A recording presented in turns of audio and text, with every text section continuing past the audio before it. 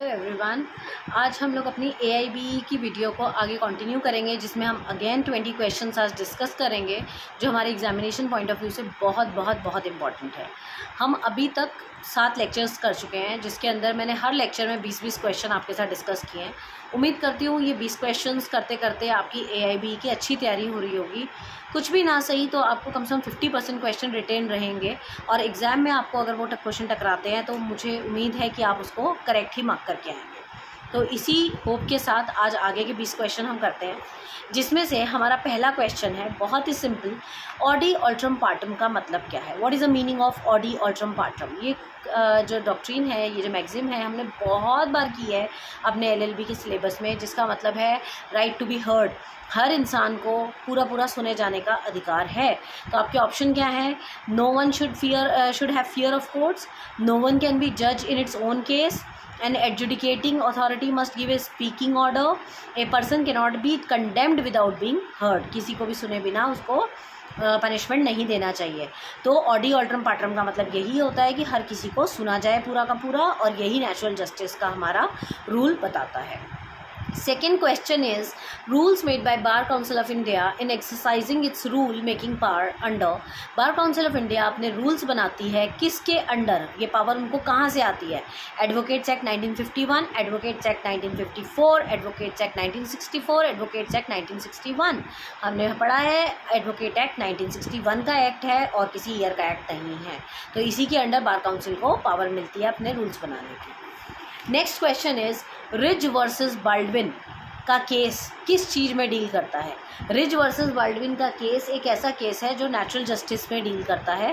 तो इसके ऑप्शंस हैं corporation, state liability, delegated legislation and natural justice. तो आप इसको याद कर लीजिए, रिज वर्सेस बाल्डविन का जो केस है वो नेचुरल जस्टिस का केस माना जाता है। Next question is which of the following writ can be issued under against usurpation of public office? कोई भी अगर पब्लिक ऑफिस को गलत तरीके से हथिया के बैठा हुआ है तो उसमें कौन सी रिट लगती है? Writ of prohibition, writ of सर्शियरी, writ of mandamus and writ of quo warranto. तो हम सबको पता है रिट ऑफ क्यू वारंटो, ये हमने कल परसों के लेक्चर में भी किया है। देखिए रिट्स में से क्वेश्चन 200% आएगा, तो पांचों रिट्स का मीनिंग बहुत अच्छे से करके जाइएगा। तो रिट ऑफ क्यू वारंटो किसी भी ऐसे इंसान को क्वेश्चन कर सकता है जो ज़बरदस्ती पब्लिक ऑफिस को होल्ड करके बैठा हुआ है। फॉर एग्जाम्पल, अगर आप रिटायर हो गए फिर भी आप उस कुर्सी से उठ नहीं रहे हैं, तो यहाँ पर आपके ऊपर रिट ऑफ क्यू वारंटो लग जाएगा। Next question is in Hussain Ara Khatoon versus state of Bihar. ये वाला केस हमने पहले भी ऑप्शंस में पढ़ा है। Hussain Ara Khatoon versus state of Bihar dash emerge as a basic fundamental right. ये एक फंडामेंटल राइट की तरह से एमर्ज हुआ। किस में? Right to clean environment, right to free legal aid, right to speedy justice, none of the these. तो आपका इसमें करेक्ट आंसर है राइट टू स्पीडी जस्टिस। यहाँ पर इसको एज अ फंडामेंटल राइट माना जाता है कि हर इंसान को राइट टू स्पीडी जस्टिस का पूरा अधिकार है।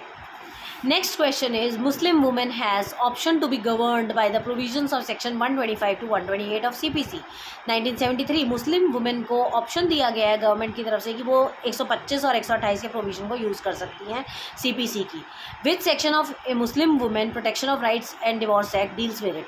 मुस्लिम वुमेन के लिए जो डिवोर्स एक्ट है उनके मुस्लिम वुमेन का, उसमें कौन सा सेक्शन डील करता है? इसमें सेक्शन 5। मुस्लिम वुमेन जो है सेक्शन 5 जो है protection of rights on divorce act deal करता है।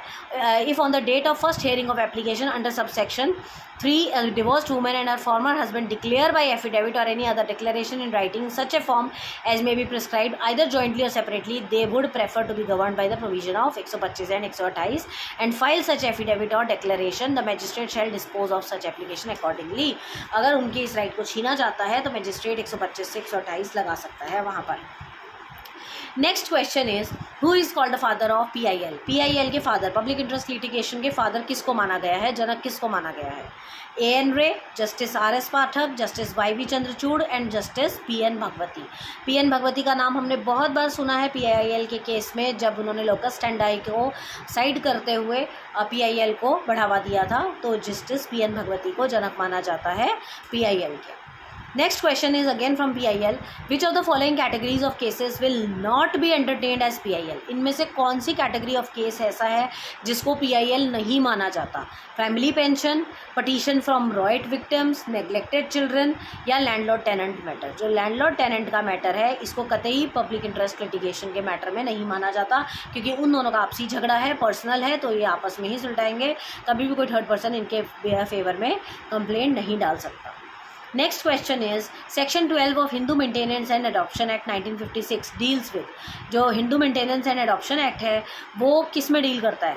कैंसिलेशन ऑफ अडॉप्शन में, presumption as to document relating to adoption, rights of adoptive parents to dispose of their property या इफेक्ट्स ऑफ अडॉप्शन। ये deal करता है effects of adoption के ऊपर कि आपके ऊपर इफेक्ट्स क्या पड़ते हैं। Adopted child shall be deemed to be child of his or her adoptive father or mother for all purpose, और जो डेट से उसकी अडॉप्शन हुई है उसके बाद से उसकी सारी रिस्पॉन्सिबिलिटी जो होती है उसे पेरेंट्स की होती है, और इसमें जितने भी इफेक्ट्स पड़ेंगे वो सारे इसमें मैंशनड होते हैं। Next is Indian Christians can obtain divorce under which of the following enactments. इनमें से कौन से इनैक्टमेंट में इंडियन क्रिश्चियंस जो है डिवोर्स ले सकते हैं? Special marriage act 1954, Christian marriage act 1872, special marriage act 1872 and Indian divorce act 1869। जो इंडियन क्रिश्चियंस हैं वो इंडियन डिवोर्स एक्ट 1869 के तहत डिवोर्स के लिए अप्लाई कर सकते हैं। Next question is which one of the following is not a ground of divorce in Hindu Marriage act. इनमें से कौन सा ऐसा ग्राउंड है जिस पे आप हिंदू मैरिज में डिवोर्स नहीं ले सकते? Mental disorder, number 2 venereal disease in communicable form, incurables unsound mind and living separately for less than 3 months.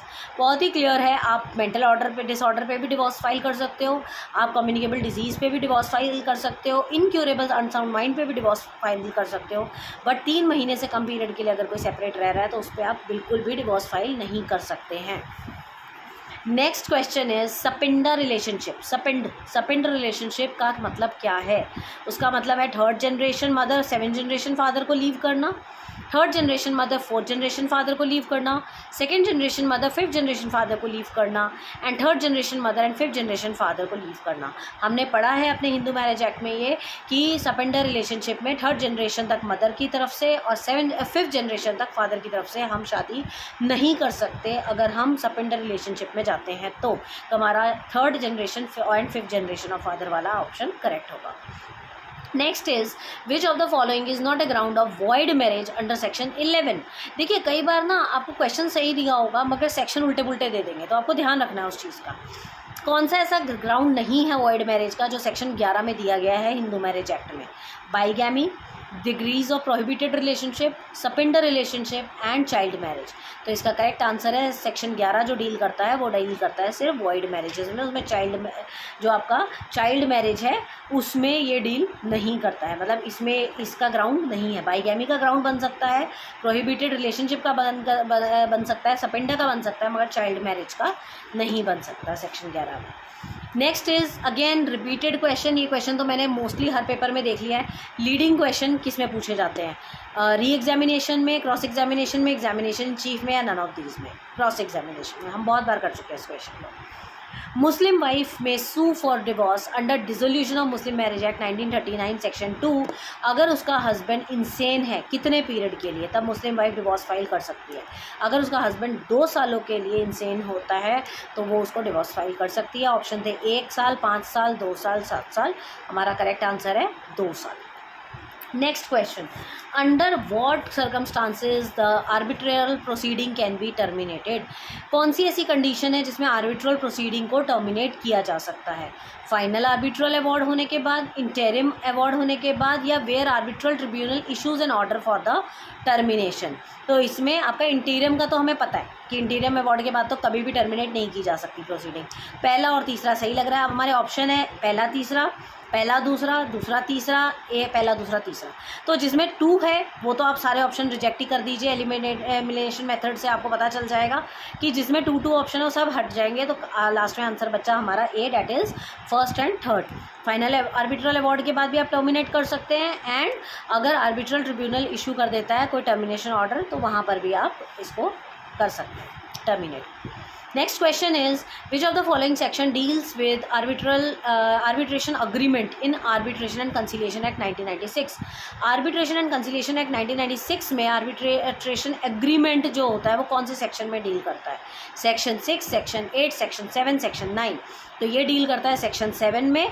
Arbitration agreement का मतलब क्या होता है? ऐसा एग्रीमेंट जो पार्टीज सबमिट करती है to arbitration all or certain disputes which have arisen or which may arise between them in respect of defined legal relationship whether contractual or not. तो ये सेक्शन 7 में आता है. Arbitral tribunal shall not be bound by. Arbitral tribunal bound नहीं होता in determination of rules of procedure. क्या? Code of civil procedure 1908, Indian evidence act 1872, code of criminal procedure 1973 and both CPC and Indian evidence act 1872. तो हमारा D वाला correct answer है. ये दोनों में ही आपके आर्बिट्रल ट्रिब्यूनल बाउंड नहीं है. Arbitral tribunal shall not be bound bye CPC and nor with the Indian evidence act 1872. दोनों में से किसी में भी बाउंडेड नहीं है.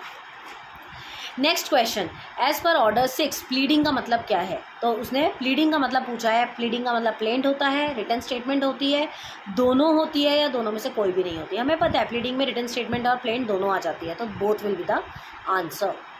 Next is extra judicial confession का मतलब क्या है?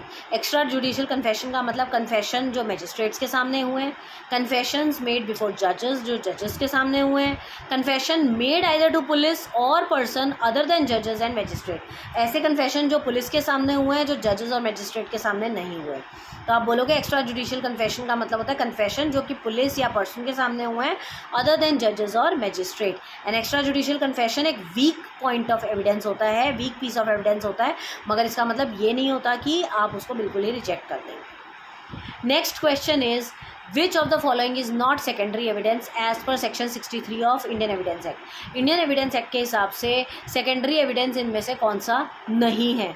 copies made from original by mechanical process which is themselves ensure the accuracy of copy, copies made from or compared with original, oral accounts of the content of document given by some person who has himself seen it, और copies not certified under section 63. तो हमारा जो D answer है वो correct है कि copies जो certified नहीं है सेक्शन 63 में उसको हम सेकेंडरी एविडेंस नहीं मानते. Next question, presumptions as to dowry death, ये कौन से सेक्शन में दिया गया है? ये आपका बेरेट का क्वेश्चन है. 113A, 114A, 113B, 114B. तो आपका सही आंसर है 113B. Which of the following is not a document according to Indian evidence act? Indian evidence act में इसमें से कौन सा डॉक्यूमेंट नहीं माना जाता? Inscription on a metal plate or stone, map or a plan, caricature, या इनमें से कोई भी नहीं? इनमें से कोई भी नहीं. ये सारे ही आपके डॉक्यूमेंट माने जाते हैं. जुडिशियल एविडेंस का क्या मतलब होता है? What is do you mean by judicial evidence? Judicial evidence का मतलब क्या है? Evidence received by tribunal, evidence received by home department, evidence received by police officer or evidence received by courts in proof or disprove of fact. तो आपका पहला वाला answer बिल्कुल सही है. जुडिशियल एविडेंस का मतलब evidence received by court in proof or disprove of facts. Next question is again bare act का क्वेश्चन है. द डॉक्ट्रीन ऑफ रेस जेस्चे, रेस जेस्चे का जो डॉक्ट्रीन है वो कौन से सेक्शन में बताया गया है एविडेंस एक्ट में? सेक्शन 5, 6, 10, 11. सेक्शन 6 जो है हमारा सही आंसर है. रेस जेस्चे बताता है कि though not in issues so connected with the facts in issue as to form part of same transaction. मतलब अगर कहीं पर मर्डर हुआ है और उसका कोई हमें प्रूफ नहीं मिल रहा है तो उसके आसपास जितनी घटनाएं हुई हैं उससे हमें ये पता चल जाता है कि yes he is the culprit. तो वो वाला दिया हुआ है सेक्शन 6 में. नेक्स्ट इज, कौन सा ऑर्डर इनमें से डील करता है death, marriage and insolvency of parties? Order 20, order 21, 22 या 23. तो CPC में हमारा जो ऑर्डर 22 है वो डेथ, मैरिज और इंसॉल्वेंसी ऑफ पार्टीज सब में डील करता है. नेक्स्ट क्वेश्चन इज आपका हम लेते हैं, if someone lies before the court on affidavit, अगर कोई एफिडेविट के केस में झूठ बोल देता है कोर्ट के सामने, how it can be tackled by advocate? Advocate इसको कैसे डील करेगा? Pay the fine for the same, file application to support that, withdraw from the case, या परजूरी एप्लीकेशन डाल देगा? तो आपने परजूरी एप्लीकेशन के बारे में शायद पहले नहीं सुना होगा, तो आपको मैं बता दूं इसका सही आंसर है परजूरी एप्लीकेशन डाल देगा. क्या होती है परजूरी एप्लीकेशन? ये फॉल्स स्टेटमेंट जब भी एफिडेविट में कोई दे देता है तो उस केस में डाली जाती है. स्पेसिफिकली इसका काम ही यही है कि वो एफिडेविट अगर गलत दे दिया गया है, किसी ने फॉल्स स्टेटमेंट दे दिया, तो उस केस में परजूरी एप्लीकेशन डाली जाती है. लास्ट क्वेश्चन कर लेते हैं। Any police officer making an investigation under section 160 of CRPC, कोई भी पुलिस ऑफिसर जो इन्वेस्टिगेशन कर रहा है सेक्शन 160 CRPC में, can not require the attendance of a male at a place other than the place of his residence who is, किस male का attendance नहीं ले सकता वो, under the age of 15 years and above age of 60 years, under the age of 18 years above 60 years, under the age of 15 years above 65 years and under the age of 18 years above 65 years. तो 15 से नीचे और 65 से ऊपर साल के लोगों का आप अटेंडेंस लेने नहीं जा सकते, इन्वेस्टिगेशन के दौरान आप उनको नहीं डिस्टर्ब कर सकते हैं, ये हमारा रूल है। तो उम्मीद करती हूँ ये 20 क्वेश्चन आपके दिमाग में छप गए होंगे, आपको अच्छे से याद हो गए होंगे, 20 में से 15 तो याद हुए ही होंगे। तो ये कहीं ना कहीं आपको हेल्पफुल रहेगी ये वीडियो, आप इसको सुने, बार बार सुनेंगे तो आपको याद रहेगा। इसको कीजिए, AIB की तैयारी कीजिए बहुत अच्छे से, इसको फॉर ग्रांटेड बिल्कुल भी मत लीजिएगा। उम्मीद करती हूँ आपको मेरी वीडियोज़ हेल्पफुल लग रही होंगी। Keep liking, keep subscribing, keep sharing. Thank you so much.